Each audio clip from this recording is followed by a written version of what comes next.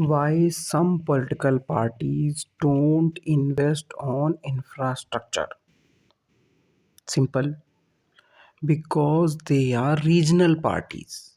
Congress will always invest in infrastructure.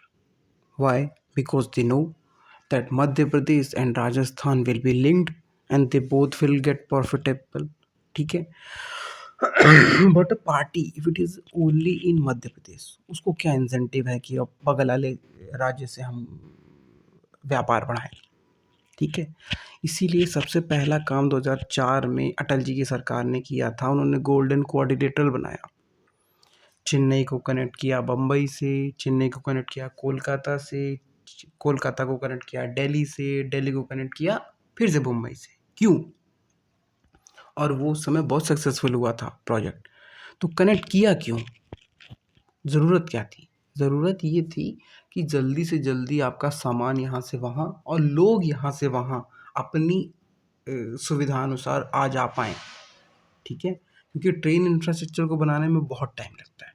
आज 9 साल से ट्रेन इंफ्रास्ट्रक्चर पे काम हो रहा है भारत में, लेकिन फिर भी अभी हम लोग बहुत पीछे हैं. ठीक है. इसलिए इंफ्रास्ट्रक्चर पे काम होना बहुत ज़रूरी है. इंफ्रास्ट्रक्चर में आता क्या क्या है? Big highways, bullet train, metro projects. ठीक है. अब इनसे होगा क्या?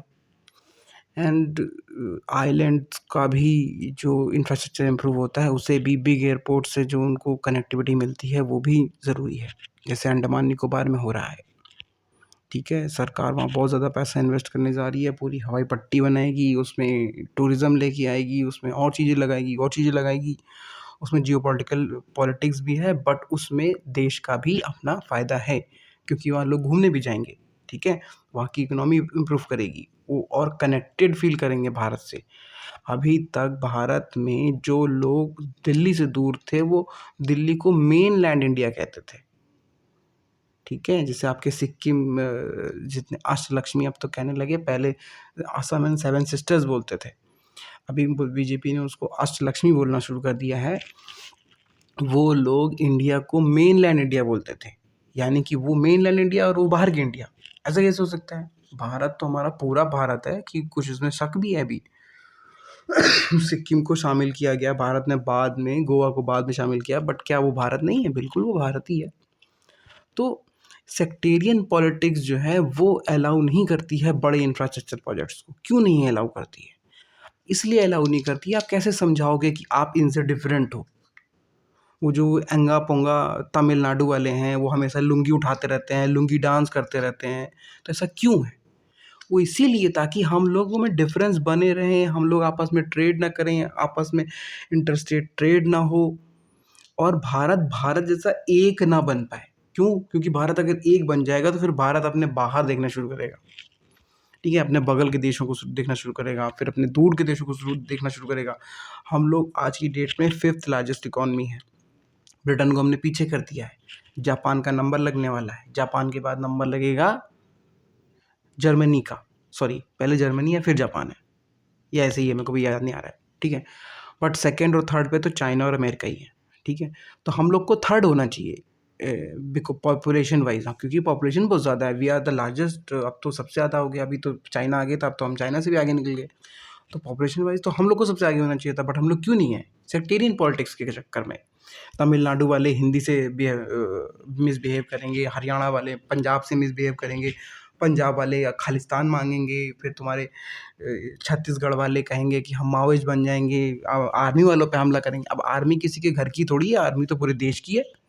उसमें क्या बिहारी नहीं है, उसमें क्या झारखंड के लोग नहीं है, उसमें क्या गुजरात के लोग नहीं, उसमें सब लोग हैं. तो क्योंकि हम लोगों को आपस में फंसा के रखना है, इसलिए ये सेक्टेरियन पॉलिटिक्स भारत को भी नहीं बढ़ने देती है. जाट की बात करेंगे, हरियाणा में जाट प्रेसिडेंट, हमको मुख्यमंत्री चाहिए. फिर महाराष्ट्र की बात आएगी तो हमको मराठा मुख्यमंत्री चाहिए. यूपी की बात आएगी तो हमको यादव मुख्यमंत्री चाहिए. टीएमसी की बात आपकी वेस्ट बंगाल की पॉलिटिक्स में जाएंगे तो हमको बंगाली बोलने वाला प्रधानमंत्री मुख्यमंत्री चाहिए. इसी तरीके से लोगों को एक दूसरे से अलग रखना, बड़े हाईवेज को प्रोजेक्ट को सपोर्ट ना करना, इसी तरीके से लोग रोक के रखते हैं भारत की तरक्की को. ऐसा मेरा मानना है. ठीक है. और ये मेरा ब्लॉग है. तो मैं जो भी मन कर रहा है मैं बोल सकता हूँ, ठीक है। तो इसी तरीके से लोग जो हैं लोगों को अलग रखने की कोशिश करते हैं, एक आइडेंटिटी पॉलिटिक्स की लड़ाई लड़ते हैं। पंजाबी है तो वो ये करेगा, गुजराती है तो वो बिजनेस ही करेगा। ऐसा थोड़ी है। मैंने तो अभी -0 करके एक लड़का है, उसने सेल्फ ड्राइविंग कार बनाई हुई है, तो वो तो पंजाबी है, पूरा सिख है वो, तो उसने तो नहीं काम करना चाहिए, उसने तो टैक्सी चलानी चाहिए थी। तो ऐसा नहीं होता है, हम लोग हर तरीके के काम कर सकते हैं। अब ये कास्ट बेस्ड पॉलिटिक्स, ये लैंग्वेज बेस्ड पॉलिटिक्स का टाइम अब भारत में ख़त्म हो गया है। तो इन पार्टीज़ का भी टाइम ख़त्म हो जाना चाहिए, क्योंकि ये कभी भी आपके प्रदेश को बढ़ने नहीं देंगी। That is what I feel. Thank you.